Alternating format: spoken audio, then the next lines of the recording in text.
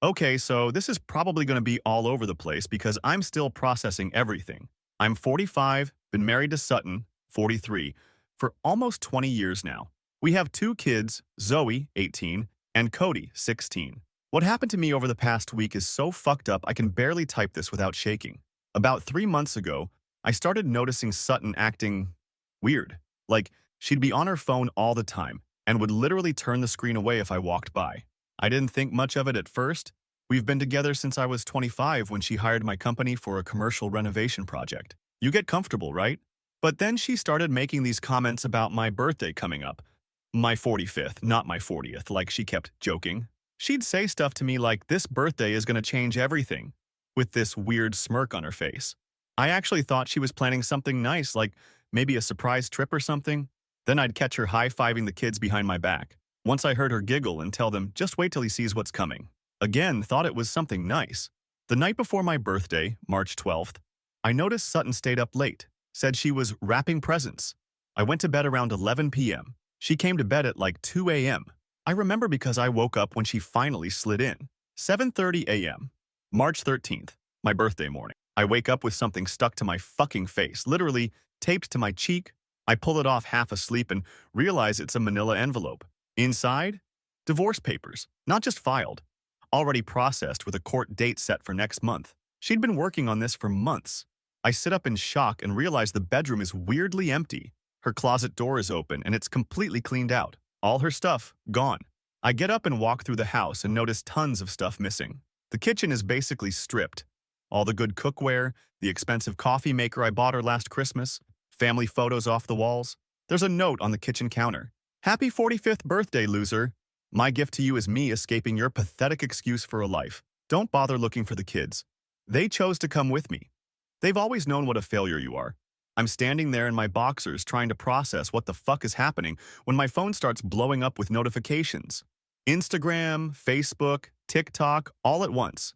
I open Instagram first. Sutton is doing a live video at Riverside Grill, the restaurant where I proposed to her 20 years ago. She's sitting on some young guy's lap. Found out later he's 25, works as a trainer at her gym. She's literally making out with him on camera, saying shit like, finally with a real man, and upgraded from zero to hero. I scroll down and see Zoe posted a pic of her and Sutton with the caption, finally free from our deadbeat father. Mom deserved better all these years. Over 200 likes already. Then Cody's TikTok pops up in my feed. He's in our car, my car that I let him drive, doing some stupid dance with text saying, Mom's upgrade from trash to cash. Hash rich stepdad, hash poor low Serbio dad. By this point, I'm literally pacing around the half-empty house trying to figure out what the actual fuck is happening. Then I get tagged in a post from Sutton's sister Dorothy. 40 years old, zero accomplishments, 100% failure. My sister wasted her best years on this loser? I'm 45, not 40, but apparently they all decided to knock 5 years off my age to make me seem even more pathetic. IDK. Then her mom comments, should have aborted this marriage 15 years ago? So proud of you, honey. All this happened within like 30 minutes of me waking up. They had this whole thing choreographed. They were all in on it. Sutton, both kids, her sister, her parents. I sat down and tried to think logically despite feeling like I'd been hit by a fucking truck. What I couldn't understand was why. Yeah, things weren't perfect between us lately, but nothing that would explain this. This level of coordinated humiliation. I called Zoe. No answer. Called Cody. Straight to voicemail. I texted them both. What's going on? Can we please talk? No response. After about an hour of this shit, I finally got a text from Sutton. Enjoying your birthday surprise? Don't bother begging. Everyone knows what a pathetic, controlling, manipulative asshole you've been all of these years. The kids have seen your true colors. That's when it hit me. This wasn't just about her leaving, this was about destroying me. Publicly, making sure everyone thought I was the villain, making sure my own kids hated me. But here's what they don't know. I own the building where Jim Boy works. Not through my name, but through one of my development LLCs. Sutton has no idea. While she's been busy planning this ambush, I've been quietly documenting her increasingly erratic behavior and spending for the past year. Those shopping sprees she thought I didn't know about, the girls' trips that cost thousands, the secret credit card I found statements for last summer, I have records of all of it. The reason she thinks I'm a failure is because I've kept a lot of my business success quiet. She was always the flashy one who wanted to show off. I preferred to invest. Those boring meetings I've been going to? Building a financial safety net she knows nothing about. I didn't respond to any of it. Not the posts, not the texts, nothing. I just watched as they all celebrated destroying me online. I called my lawyer, forwarded him all the social media posts, and then spent the next 2 days getting my affairs in order. On day 3, I moved all my stuff to a rental property I own that she doesn't know about. On day 4, I met with my accountant and made some adjustments to some accounts. On day 5, at exactly 6:17 p.m., my phone exploded. 89 missed calls over the next 3 hours. Sutton, her sister, her mom, even Jim Boy. Texts flooding in, call me now, we need to talk, this isn't what you think. Turns out, Sutton finally got around to checking some financial details and found some surprises. The kind that make you realize you've massively fucked up by humiliating someone who's been quietly planning for this exact scenario. I haven't called any of them back yet. My lawyer advised me to wait. Said their panic is just beginning. Said what they did to me publicly is going to cost them in ways they can't even imagine yet. So now, I'm sitting here in my temporary place watching my phone light up with their desperate attempts to reach me, planning my next steps carefully. They wanted to turn my birthday into a day of humiliation. Fine. But they're about to learn that revenge is a dish best served after careful financial planning. I'll update when I can. Right now, I need to figure out how to get through to my kids and make them understand what their mother has done, and what's about to happen to her perfect little escape plan. Update 1. First of all, holy shit. Thanks for all the comments and messages on my last post. Didn't expect that kind of response. For those asking if this is real, unfortunately, yes. I wish I was making this shit up. It's been 9 days since my birthday surprise. And things have escalated in ways even I didn't see coming. I promised an update when things developed. So here we go. Remember those 89 missed calls I mentioned? Well, I finally picked up call hash 103 on day 6. It was Sutton, and she was panicking. Turns out she finally got around to checking our finances after her little stunt and discovered some interesting things. Our joint account that usually had around 20–30K in it now has exactly $742.16 in it. Why? Because for the past 14 months, I've been gradually moving money to my personal accounts. Accounts she never bothered to check because she always assumed I was bad with money. The rental properties we own together? Turns out only 2 of the 8 are actually in both our names. The other 6 are under my LLC that I formed 5 years ago, after I overheard her joking to her sister about how she could take me for everything if we ever split up. The gym where her boy toy trainer works? I don't just own the building, I'm the primary investor in the entire fitness chain.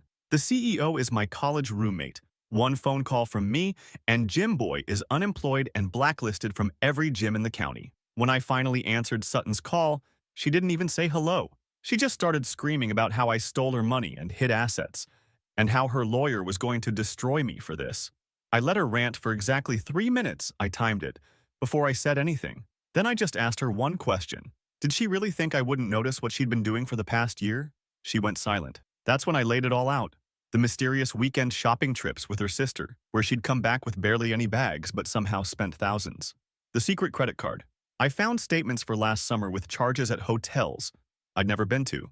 The weird pattern of gym sessions that always seemed to run 2–3 hours longer than normal. The gradual disappearance of family heirlooms and valuables I'd had since before we were married.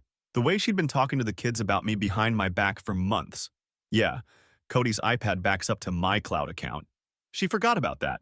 Turns out, Sutton has been planning this ambush divorce for over a year. She's been siphoning money, selling off my stuff, and poisoning the kids against me. Why? Because, and I quote, "You were always so boring and practical while I was stuck living a middle-class life." Fucking middle class? We live in a 4-bedroom house in one of the best neighborhoods in town. We take 3 vacations every year. The kids have never wanted for anything. But apparently that wasn't enough for her. She wanted the flashy Instagram life that her friends have. The real kicker? Jim Boy isn't even rich. He just pretends to be. He drives a leased Mercedes he can barely afford and rents a luxury apartment with 2 roommates. Sutton thought he was her ticket to the high life because he's always posting about his fitness empire and entrepreneur lifestyle. It's all bullshit. After I laid all this out, Sutton changed her tone real quick. Suddenly it was all, "We can work this out, and the kids need both of us, and I made a mistake." She even had the nerve to say the whole birthday ambush was just a joke that went too far. A joke? She filed for divorce. She emptied our house. She turned our kids against me. She publicly humiliated me on purpose. Speaking of the kids, Zoe texted me yesterday. Just a simple, "Dad, can we talk?" I waited 8 hours before responding. Then I sent her the screenshots of Sutton's texts to her from the past 6 months, where she's been systematically lying about me. Texts where Sutton claimed, "I was cheating, I never have. I was stealing from Zoe's college fund. It's fully funded and untouched." I said horrible things about Zoe behind her back. Complete fabrication. Zoe hasn't responded yet. I know it's a lot for her to process. Finding out your mom has been lying to you for months can't be easy. Cody is still fully in his mom's camp. He's always been more influenced by status and appearances. The fact that Jim Boy lets him drive the Mercedes and buys him expensive stuff is all he cares about. That's fine. He'll figure it out eventually. Meanwhile, Sutton's family has gone completely silent on social media. All those nasty posts about me? Deleted. Dorothy's husband, who's always been a decent guy, called me privately to say he had no idea what was really going on and apologized for getting involved. Jim Boy is starting to realize he's in over his head. According to my sources at the gym, remember, I'm the primary investor, he's been asking around about employment opportunities at other fitness centers. Seems like the reality of dating a woman with 2 teenagers and potentially no financial support is setting in. I met with my lawyer again yesterday. I brought all the evidence I've been gathering, the secret credit card statements, the records of missing items, the social media posts, the text to the kids. He actually smiled, not a good sign from a divorce lawyer, and said I'm in an extremely advantageous position. The thing is, I don't even want to destroy Sutton financially. I just want her to understand the consequences of her actions. I want her to feel the same panic and humiliation that I felt on my birthday morning. I want her to realize that her boring, practical husband was actually 10 steps ahead of her the whole time. So here's my current plan. I'm meeting with the kids this weekend, if they'll agree to it. I won't trash talk their mother, but they deserve to know the truth. I've already frozen all joint assets and credit cards. Sutton can't access any of our major accounts now. I've started the process of removing myself as a guarantor on her car loan and her credit cards. She's about to learn what her actual credit score is without me backing it. I've instructed the property management company that handles our rentals to direct all income to my personal accounts for now. I've spoken to my friend who runs the gym chain. Jim Boy isn't fired yet, but he's being reassigned to a location 45 minutes away and his hours are being cut. I know this all sounds petty, but you have to understand, this woman spent a year planning to humiliate me. She manipulated our children, she tried to destroy me publicly, and she thought I was too stupid to see it coming or do anything about it. The calls and texts are still coming in non-stop. Sutton's latest tactic is to send photos of us from happier times, with long paragraphs about how we can start fresh and rebuild trust. Her mom called yesterday crying about how Sutton made a terrible mistake and just wasn't thinking clearly. Too late? The divorce is happening, but it's going to happen on my terms now. Sutton showed up at my office yesterday unannounced. She was crying and making a scene, saying she'd made the biggest mistake of her life and begging me to come home. I walked her outside to avoid the spectacle and told her plainly, "You spent a year planning to leave me in the most humiliating way possible. You don't get to change your mind because your plan backfired." She grabbed my arm and tried to stop me from walking away. I removed her hand and told her that if she touches me again, I'll add harassment to the divorce filing. She slapped me hard across the face right there in the parking lot. 2 of my colleagues saw it happen. I just walked back inside without another word and had security escort her out. Last night around 10 p.m., I got a text from an unknown number. It was Jim Boy asking if we could talk man to man about the situation. I haven't responded. What exactly does he think there is to talk about? This morning, my lawyer called. Apparently, Sutton's attorney reached out with a settlement offer. They want to avoid going to court. Shocking. And are proposing a 60-40th split of assets in my favor, plus joint custody of Cody. Zoe is 18, so custody isn't an issue. I told him to counter with 80-20ths and supervised visitation until Sutton completes anger management. He laughed, but said he'd pass it along. I know it seems like I'm winning here, but honestly, I still feel like shit. 20 years of marriage gone. My kids' trust in me damaged. My reputation among friends and family tarnished. Even when this is all over, nothing will ever really be the same. But I refuse to be the pathetic loser Sutton tried to paint me as. I refuse to roll over and let her control the narrative. And I absolutely refuse to pretend that what she did was anything other than a calculated, cruel attempt to destroy me. Just got a text from Zoe asking to meet tomorrow. She says she has questions. I'm nervous but hopeful. At least she's willing to hear my side. I'll update again when there are significant developments. Right now, I need to focus on getting through the next few weeks without doing anything stupid. Sutton is desperate. and desperate people do desperate things. Update, 7:32 p.m. Just got word that Sutton is trying to refinance one of our properties, the vacation cabin that's in both our names. My lawyer is filing an emergency injunction to prevent it. This woman really doesn't know when to stop. Update 2. Okay, so a lot has happened since my last update. If you're just tuning in, I'm the guy whose wife ambushed him with divorce papers. On his birthday, emptied the house, turned the kids against me, and posted all about it on social media. Fun times. First, the meeting with Zoe happened. I suggested we meet at this diner we used to go to on Saturday mornings when she was younger. Neutral territory, public place. I got there 15 minutes early and grabbed a booth in the back. When she walked in, she looked different, tired. Her eyes were puffy, like she'd been crying. She sat down and immediately started fidgeting with the sugar packets, arranging them in a little rows, something she's done since she was like 5 when she's nervous. The first 5 minutes were awkward AF, small talk about school, her friends, etc.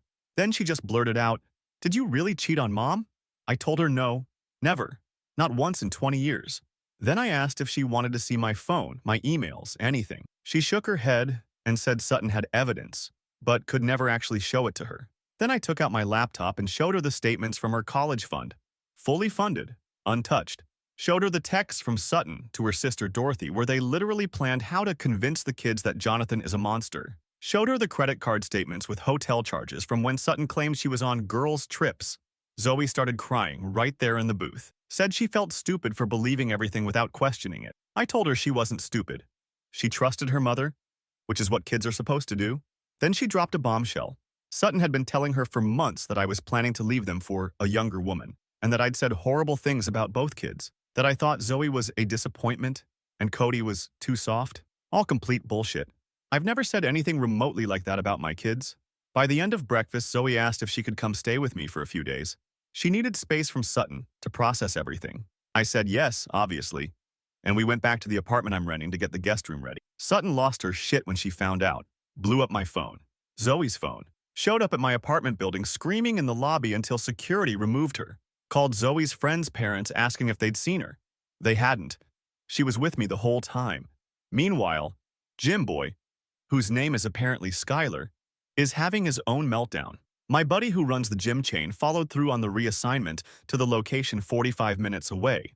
Skylar complained, threatened to quit, then begged for his old position back. Then he found out his hours were being cut too.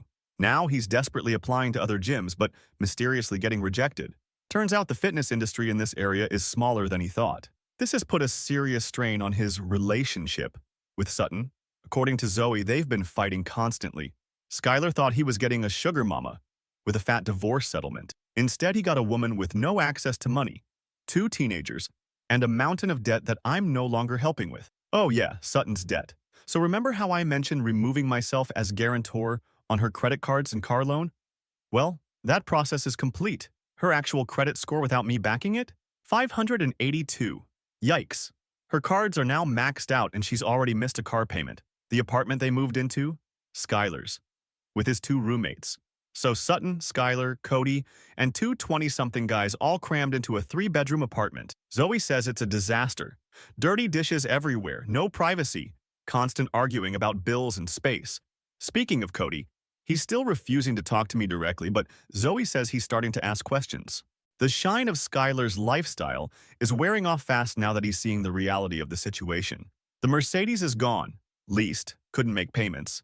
The expensive dinners have stopped, and Skylar is suddenly too busy to play video games or hang out. Meanwhile, Sutton's settlement offers keep getting more desperate. First, it was 60/40th split, then 50/50ths.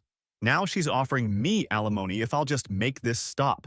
My lawyer is documenting everything but advising me not to respond yet. Let her sweat. Dorothy, Sutton's sister, called me yesterday. First time we've spoken since all this happened.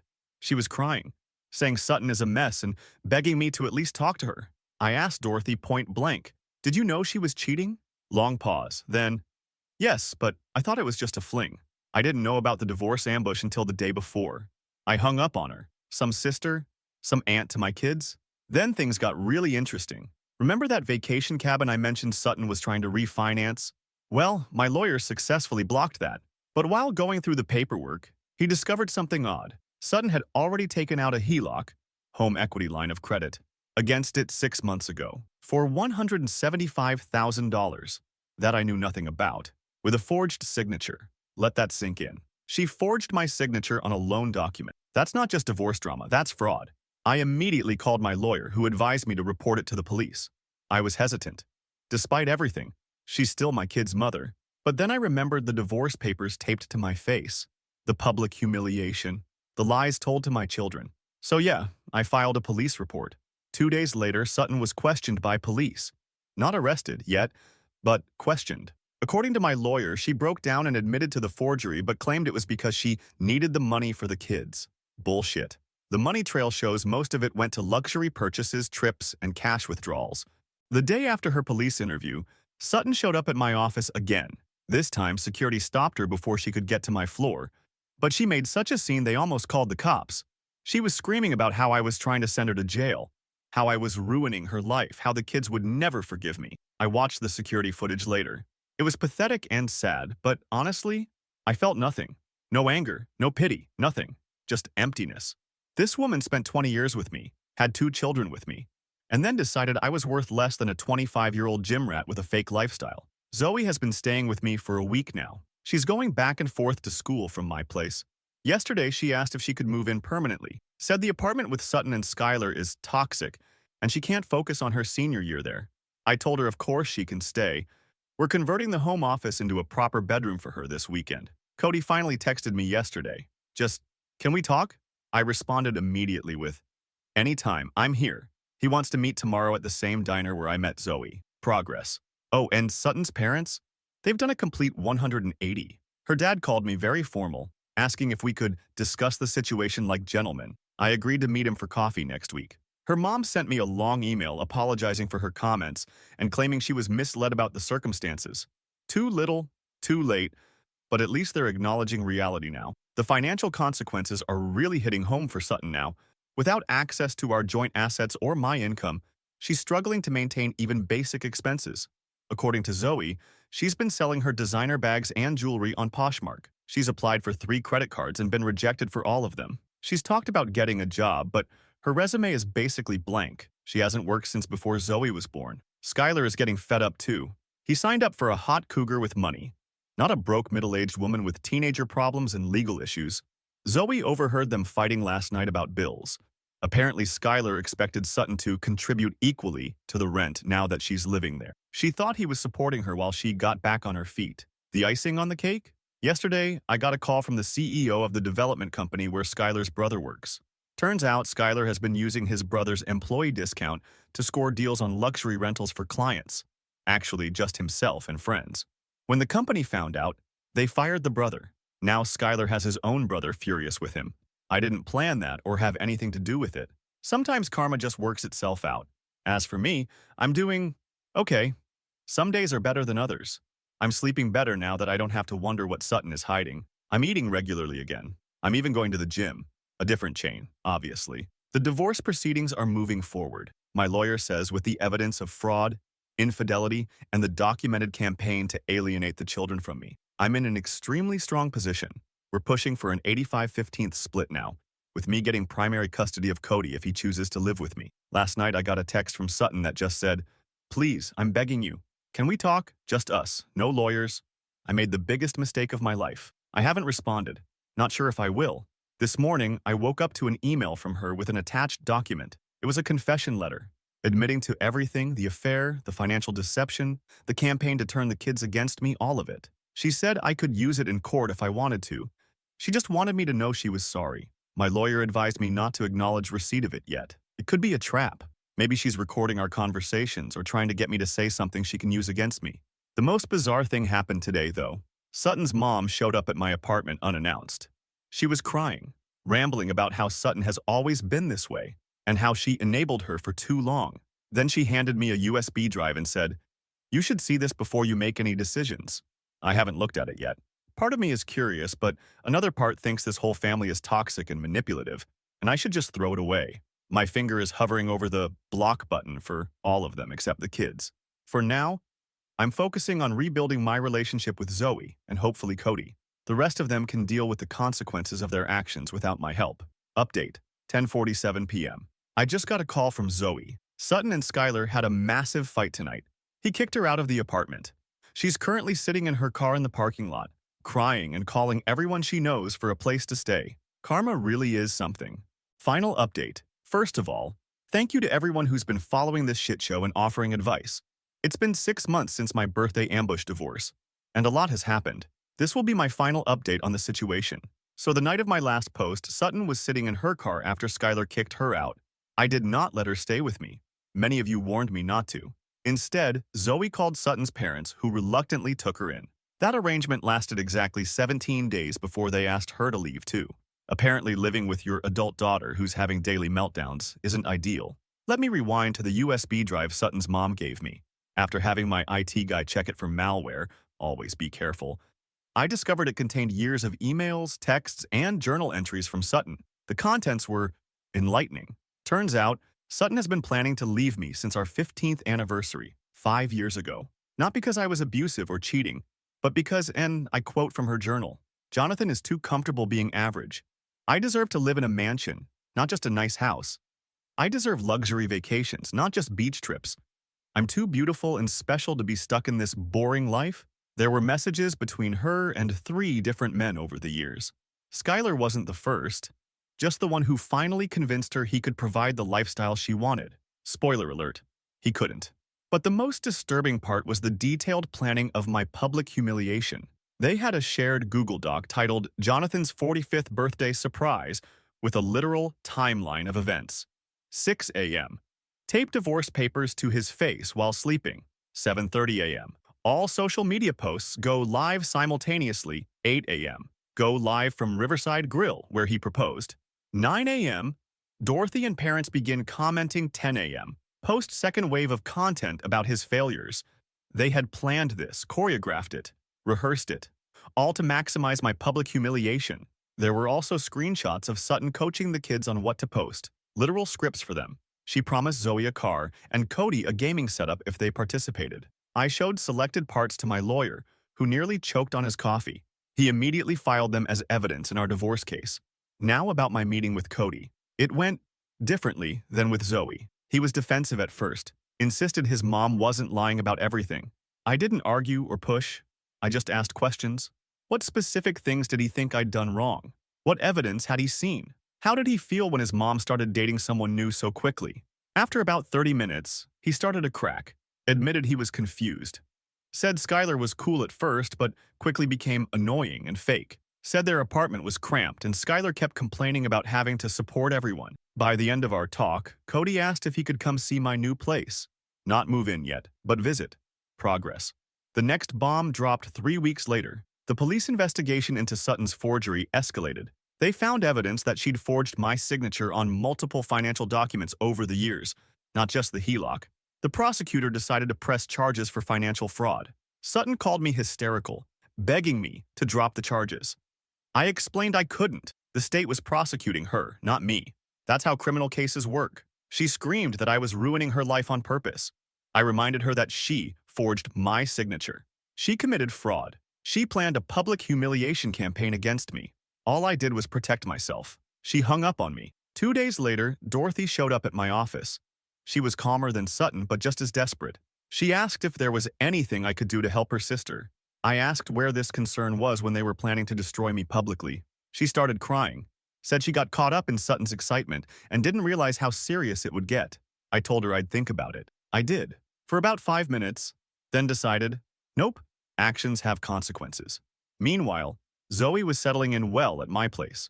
We converted the office into a proper bedroom for her. She brought over more of her stuff from Sutton's storage unit, where most of their things ended up after Skylar kicked them out.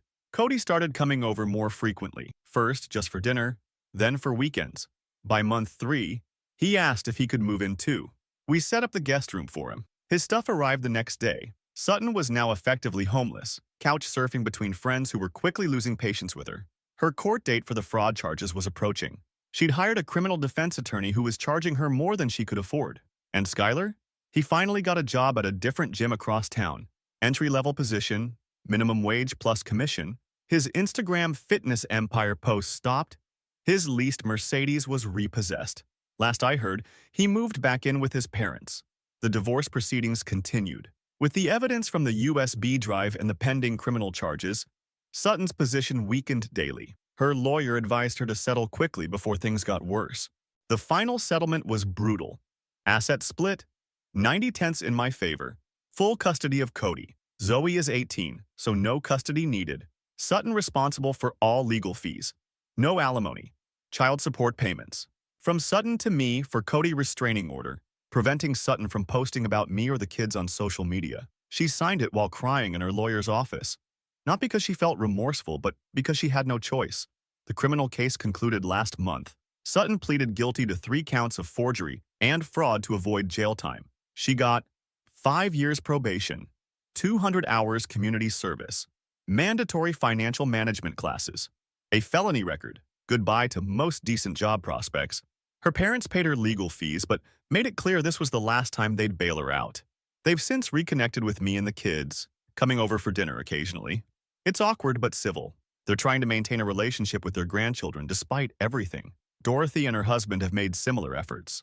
I'm cold, but polite. The kids decide for themselves how much contact they want with their aunt. Sutton is now living in a studio apartment in a sketchy part of town. She finally got a job at a call center making barely above minimum wage. She can't afford a car, so she takes the bus. Her designer clothes are gone, sold to pay bills. Her friends have mostly disappeared. She's allowed supervised visits with Cody twice a month. Sometimes he goes, sometimes he doesn't. It's entirely his choice. Zoe refuses to see her at all right now. As for me, I moved us back into our original house. After changing all locks and security codes, the kids were happy to be back in their childhood home. I've been methodically replacing all the things Sutton took or destroyed. Work is going well. I got a substantial promotion last month, ironically, partly because of how professionally I handled the personal chaos. Turns out, not having public meltdowns or workplace scenes demonstrates maturity and leadership. Who knew? I've had a few invitations to dinner from women who've heard, I'm single now. I'm not ready yet. Maybe in time. The most surprising development came last week. I received a thick envelope in the mail from Sutton. Inside was a handwritten letter, 10 pages long, detailing how her obsession with status and appearances had ruined her life. She traced it back to her childhood, her parents' expectations, her insecurities. She explained, not excused, why she'd treated me the way she did. She'd convinced herself that my contentment with our comfortable but not extravagant lifestyle was holding her back from the exceptional life she believed she deserved. She admitted planning the birthday ambush months in advance, thinking it would launch her into a better life with a more ambitious, wealthy partner. She acknowledged manipulating the kids with promises and lies.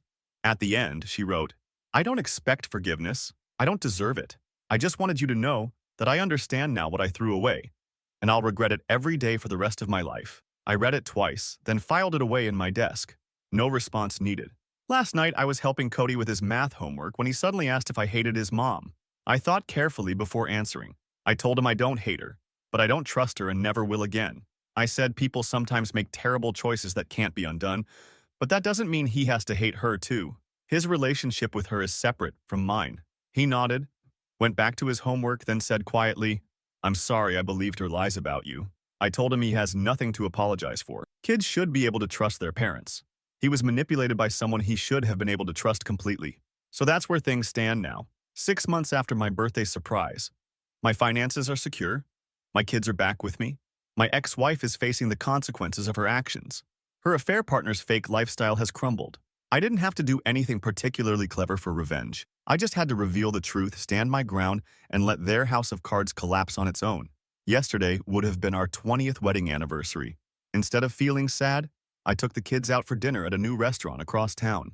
We laughed, talked about their future plans, and enjoyed each other's company. On the way home, Zoe asked if we could make this a new tradition, the 3 of us going out on that date each year to celebrate our family, whatever form it takes. I said yes. Sometimes the best revenge isn't some elaborate scheme. It's building a good life with people who actually care about you, while those who tried to hurt you watch from the outside, finally understanding what they lost. Update, 3:14 p.m. Just got word that Sutton was fired from the call center for unprofessional conduct. Apparently, she screamed at a customer. She called Zoe crying about not being able to make rent. Zoe told her to call her grandparents. Growth.